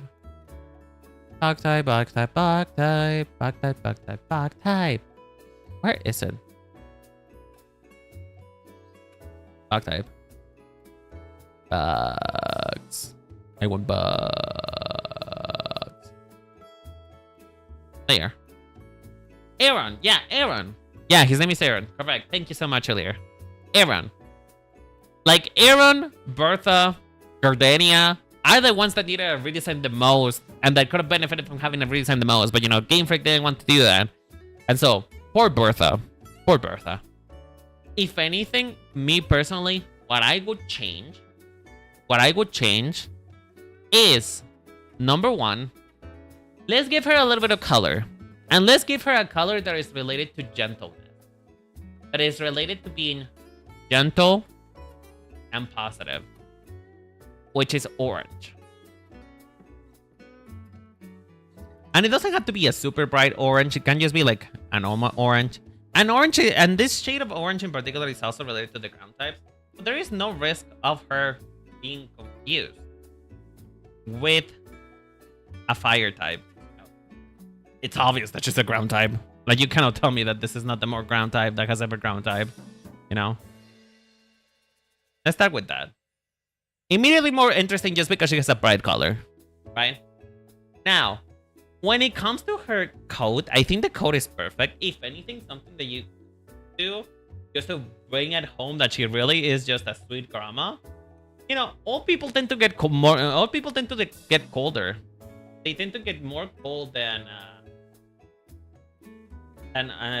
you know, the youngsters of today's day and age. You know, old people tend to get colder because of metabolism slowing down and stuff like that. So we could make this like knit, you know, like this is meant to be more of a knit sweater rather than and then something that sort of even looks almost like a lab coat, to be honest.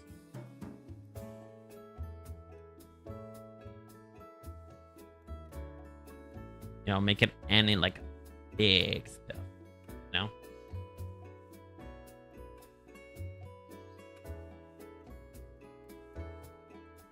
me cook. Let me cook, Chad. Let me cook. Let me cook. Let me cook.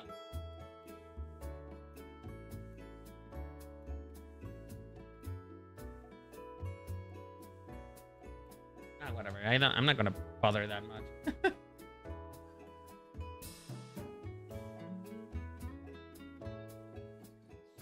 You know, it's just supposed to be like a sweet old granny who's gonna, you know, bring you cookies when it's really cold outside and tuck you into bed. Let's just, you know, go with that. Let's go with that harder. Make that harder. Make it part of the point. You know, something like that. More or less like that. What else could we do?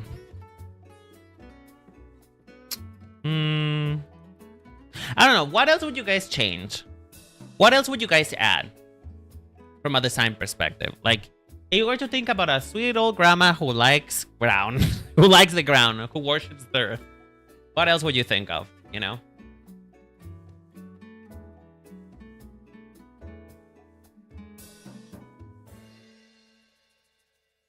I mean, I'm trying to think. What else would I do?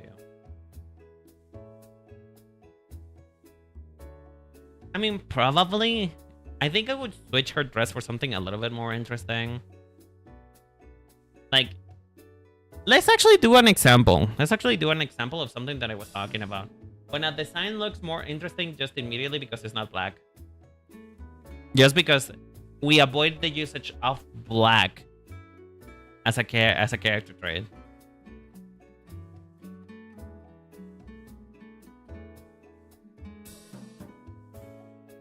I changed the coat color. Really?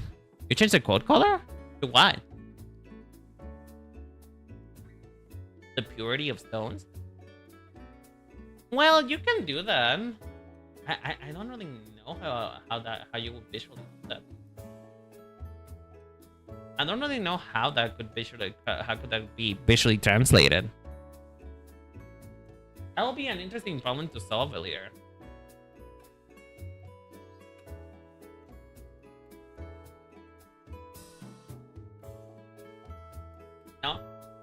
Now with it like this, it sort of reads even more homey. It reads warmer, right? It reads so much warmer than what we had before. Would it be, you know, it's still very boring, but you know, it's warmer. Maybe I would do some type of pattern to her. And heck, if we're doing with this thing of like this little grandma who feels cold all the time, right? We could even do a shawl. Now that may connect her a little bit too close to Agatha, because Agatha also has a shawl in her new version. You know, if you wanted to do that, you could do that.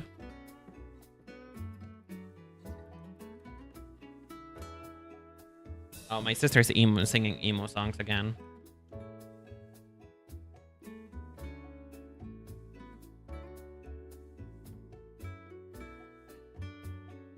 You know, she's so cold. She needs another one. Now, this is where you may think that you may run the risk of her looking like an ice type trainer because, you know, we're adding so many like old traits to her. But just because of the warmer tones of this, it could fly like this because it's warmer, right? A light brown braid should making the dress that color adds the same effect. Yeah, I feel that. I don't think they. I feel like brown. I feel like making it beige maybe a little bit too samey of a color, you know? What else could we do? I'm on the fence about the shawl. I'm not gonna lie to people. I'm on the fence because I feel like that's a little bit too close to Agatha. Maybe adding some type of pattern to the skirt.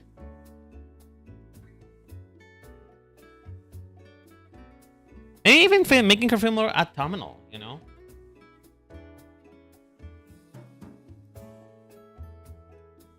A grandma hat? What would be a grandma hat to you? If you don't mind me asking. Like, just for reference, just so I know what to look for. What would be a grandma hat?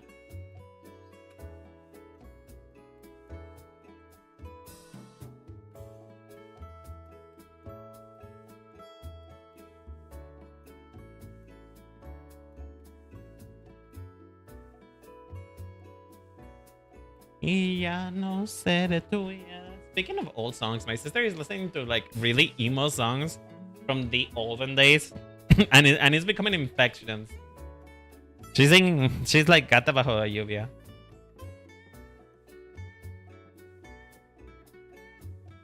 Tal vez la vida es así. Tú te vas y yo me quedo aquí. Yo verá, ya no seré tuya. Seré la gata bajo la lluvia. Y me aullaré por ti. A grandma hat. I'm trying to think of a grandma hat, but nothing is coming to mind, to be honest. A knitted hat.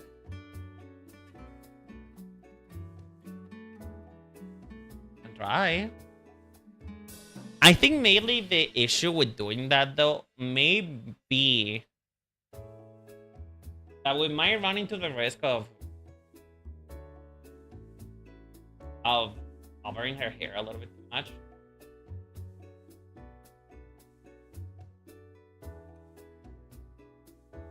This is like worst thing ever.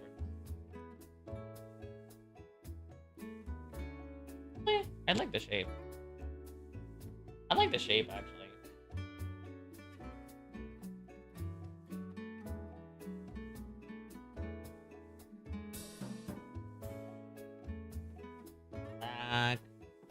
Just make it.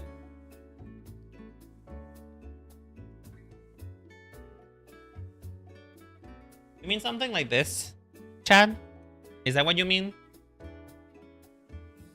I'm not really sure how to feel about it, to be honest. Like, I like it, but I will have to iterate it a little bit. I don't think it works. I don't think it works, honestly. I feel like maybe it looks like a grandma. I feel like it looks like a grandma who lives in an asylum. I don't like that. I feel like this is decent. This is decent. You could do more, of course. You could do more. But I feel like this is good enough as it is, you know? It brings more interest without a bucket hat. A bucket hat, okay. I can work with that.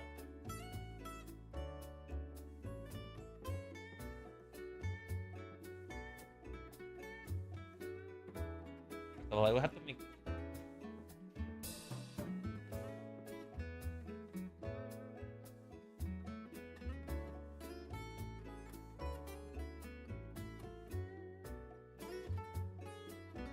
And also, it probably doesn't help that her head is fucking massive. It's probably not being helped by the fact that her head is just literally the size of a thumb.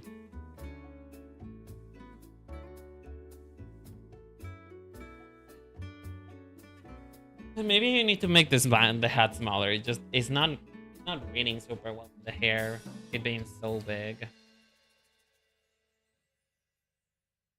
Actually, there it looks kind of cute. Like this? More or less like this? I don't know. I feel like part of the point of her hair being like out in the open without any obstructions is just the fact that he looks like Agatha. So, I don't know, Chad. I don't know. Like, I feel like this makes it more interesting. If I had a different hairstyle, she would be easier. Yeah. Then again, though, this is not fundamentally changing anything because this is literally just adding detail. This is just adding detail. So, in all technicality, now that Pokemon games are 3D games, this is possible. But keep in mind that it was made for a Pixel game, so it does make sense. But, you know, I wouldn't say this is inherently a better design because I just added more detail to it. But at least it looks more interesting to me. Okay, so let's go to the chart.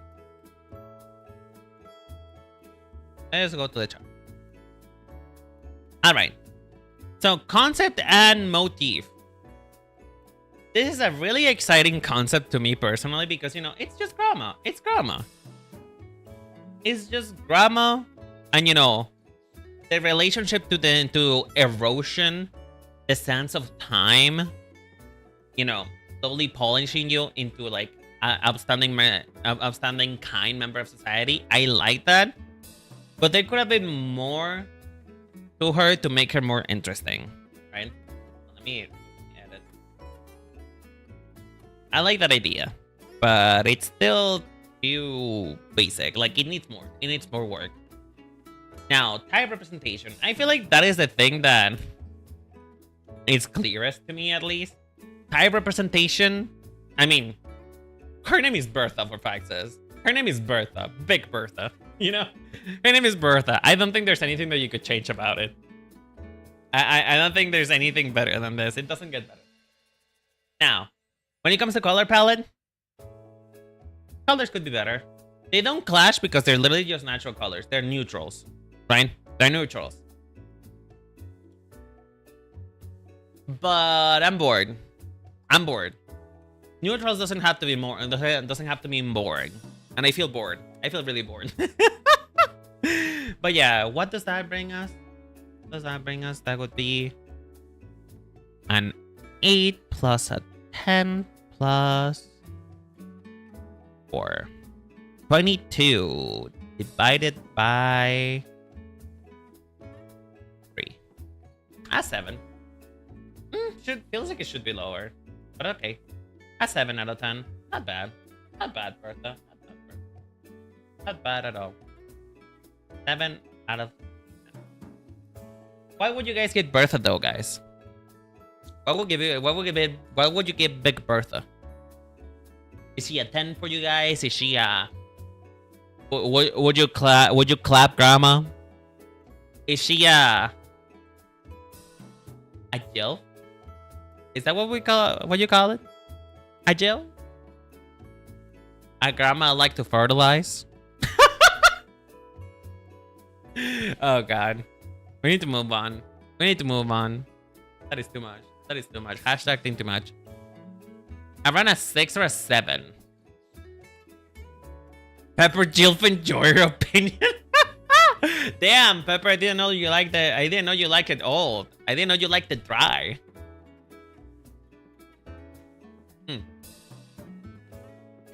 Overall design is an 8. It's a 6. Okay, a 6. Fair enough.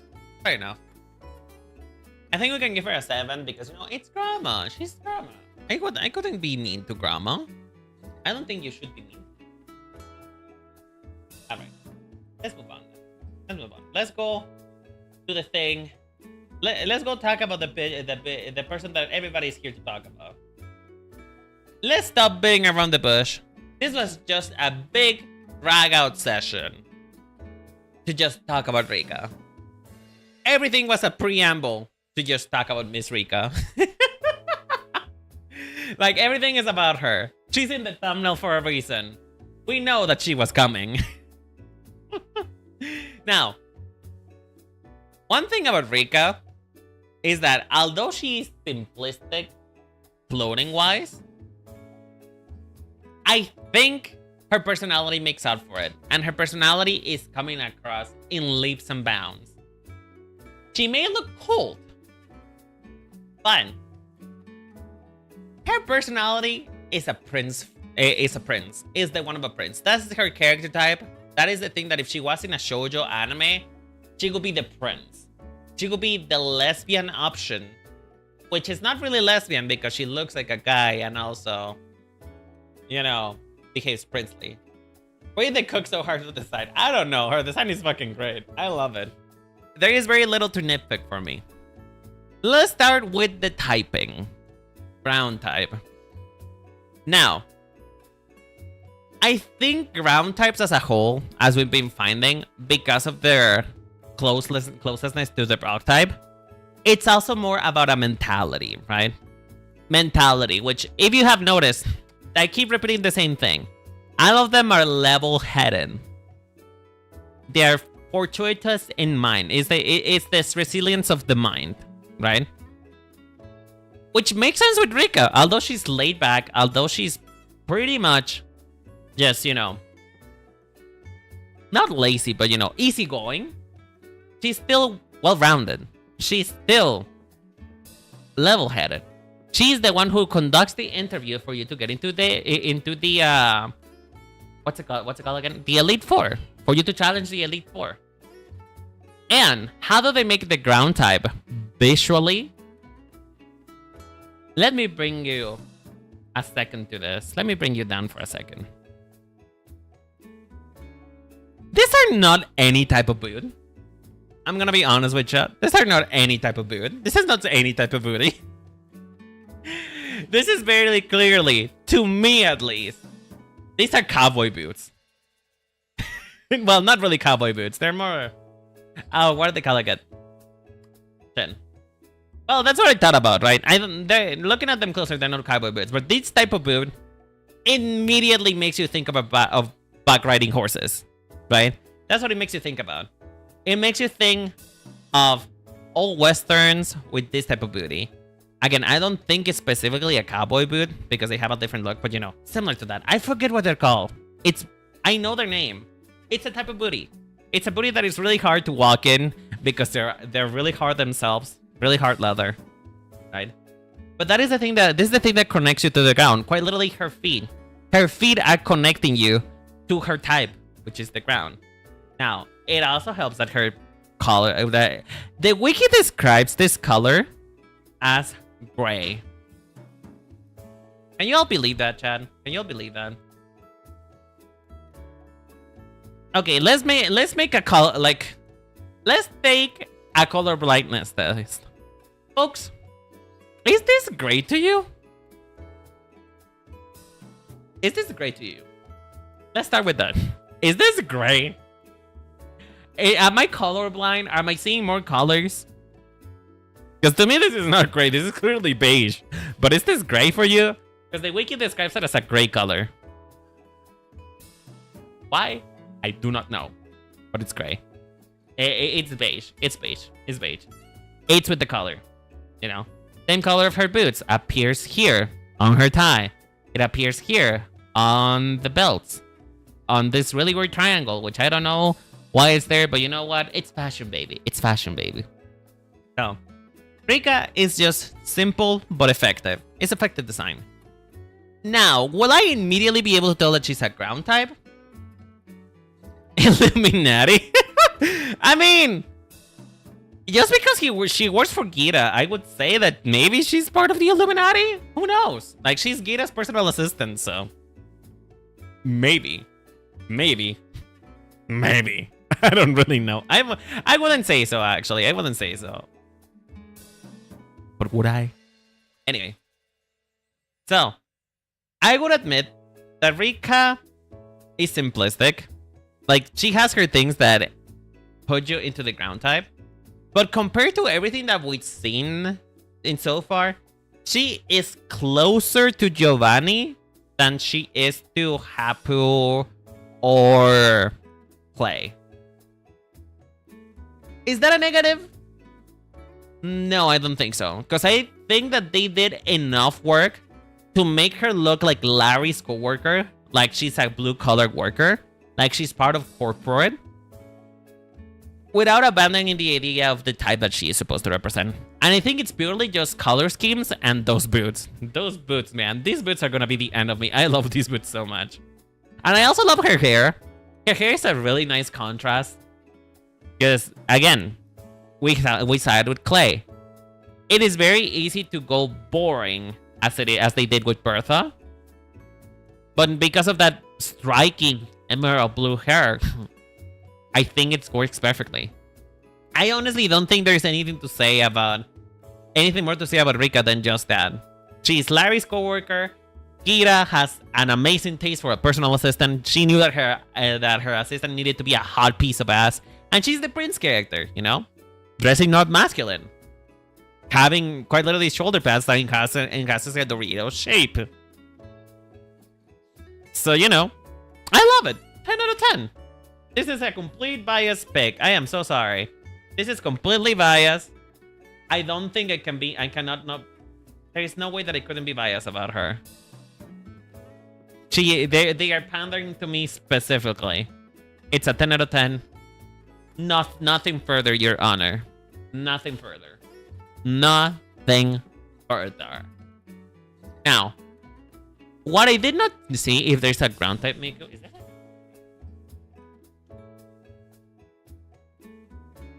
Oh, there is a ground type Miku. Oh shit.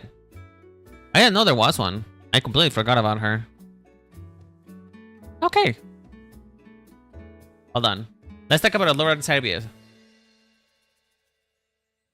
Her shirt is gray in the game? Really? That's what it explains that, but you know what? I'm going with the sprite. Fuck it. I'm going with her official artwork. Because I feel like if it would be gray, I will have to duck the dark colors and color palette. Because I hate the issue of gray. You know, we're keeping it beige. So let's talk about Allura and Cerberus. Rika, I love you. Love you. 10 out of 10. Let's talk about Allura and Cerberus Miku. Now, this Miku, I mean, it's interesting. It's an interesting take of a ground type. Because all of that we've seen before is ground types via the way of, you know, working, of like, you know, groundwork, hard working, what's it called again?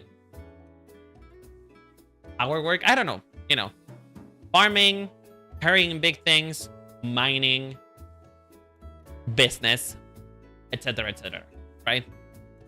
But we haven't seen this particular archetype that I think it would be really interesting, and I kind of hope that they explore, which is the Desert Dweller. She is a ground type because she deals with sand a lot. She is a Desert Dweller. And I think that's pretty nice, actually. If anything, I think that this is probably more inventive than any other character designs. Because, you know, they've done office work three times at this point. I like the fact that her hair are like veins. To be fair, though, I think that might be a bit of an issue, though. Because, the fact that they look like veins or the cactusy can read a little bit grassy, but I feel like everything else makes up for it, right? I really like it. I like the colors. I think they're innovative because they're using more green than brown. But you know, because of the whole Desert Dweller team, it looks really nice. So there's a 10 out of 10 for me. But what do you guys think? What do you guys think about Allura and Cerberus? I don't know what she chose the Drapinch though. Why did she use the fly? Why did she choose a Flygon as a? Why did they choose a Flygon as her Pokemon companion for this one? That one is something I don't understand. Why a Flygon out of everything? Anyway, 10 out of 10. 10 out of 10 character design. All right, everybody. I think this was a good stream. We went for longer than I thought we would be. I spent a lot of time talking about Giovanni. I'm not gonna lie to you folks. I think we spent a really long time talking about Giovanni. I mean, Giovanni is just like the... like, I'm gonna be honest. It was hard. It was hard to find anything on these people. Like, Bertha is the character that has the least lore out of everybody in Pokemon.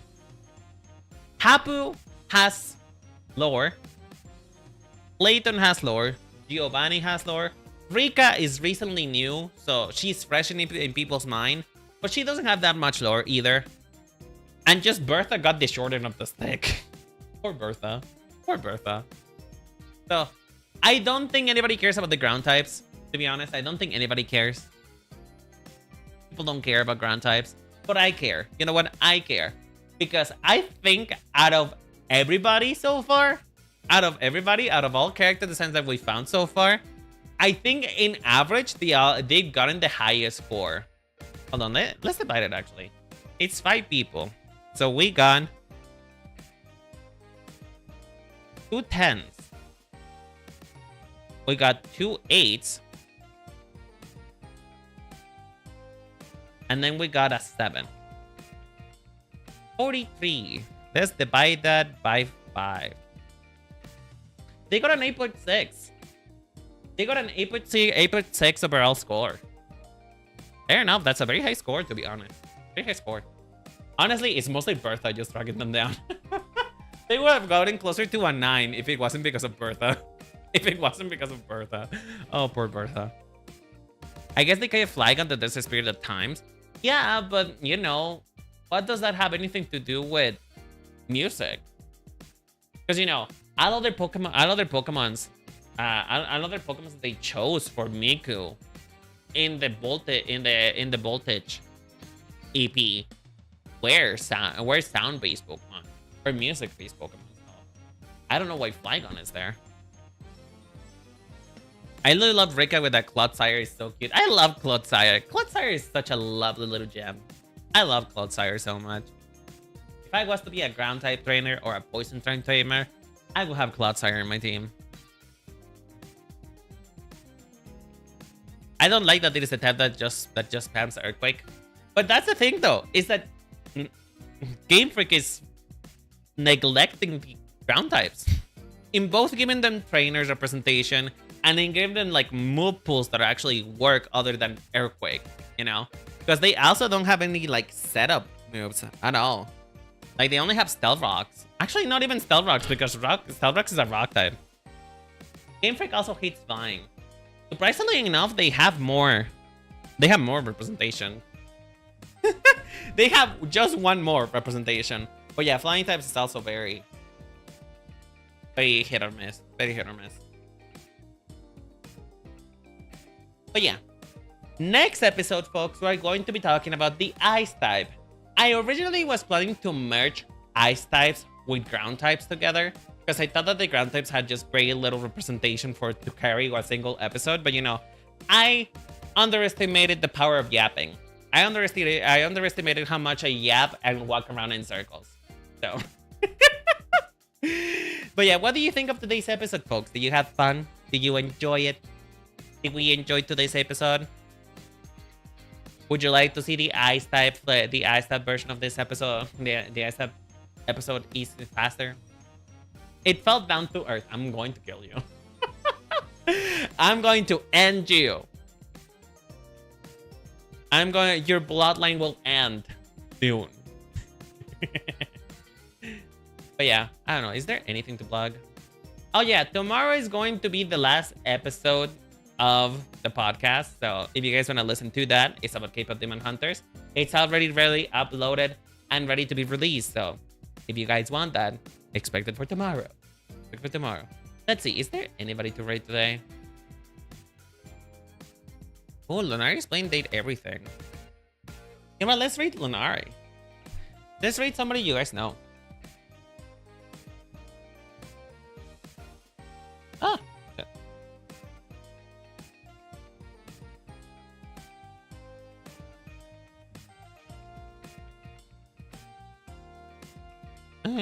There you go.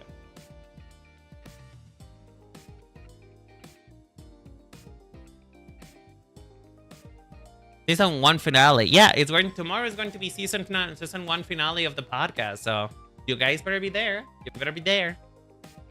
Because you know it's gonna be amazing. I actually put a lot of effort into the episode, so please do enjoy it. Bye, Pablo. Bye, everybody. Remember that the Cherry Von Blossom Boutique always loves you and appreciates you. Go show some support to Lunari. She's a great artist, a great person. And if you want to see her fuck a floor, if you want to see her date a toilet, then please do. Bye, everybody. Take care. I'll see you next week. Mwah. Oh, before I go, in YouTube, there is a poll in the community tab. Please vote on it. It's for the next Pokemon makeup vlog. So please vote on the poll. Anyway, I'll see you later. Take care. Love you.